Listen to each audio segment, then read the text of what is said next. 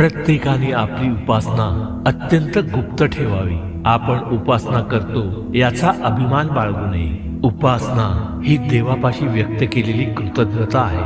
तो आपला आंतरिक आनंद असतो.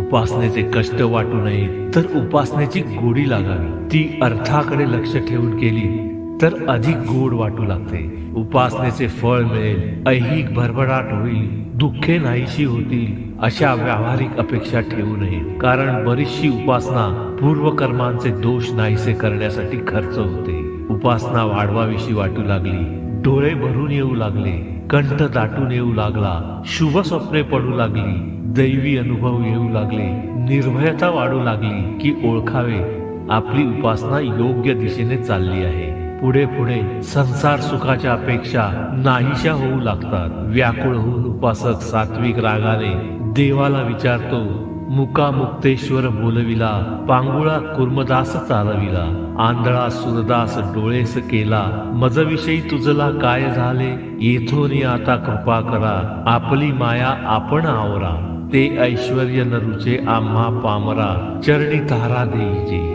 अशी अवस्था उपासनेची पराकोटीची उच्च उंची दर्शविते. ती येणे उपासकाच्या व्याकुळतेवर अवलंबून असते, पूर्वकर्मांच्या ओझ्यावर अवलंबून असते. उपासना कोणत्या देवाची करावी हा प्रश्नच पडू नये. शक्ती ही एकच आहे. आपल्याला भावेल त्या देवतेची उपासना करावी. कोणाला दत्त महाराजांचे संन्यासी विरक्त रूप भावते, तर कोणाला जगदंबेची भक्तवत्सलता भावते, कोणाला मर्यादा पुरुषोत्तम राम प्रभूंचा संयम भावतो, तर कोणाला मारुतीरायाची दास्य भक्ती भावते. म्हणून देवादेवात भेदभाव करू नये.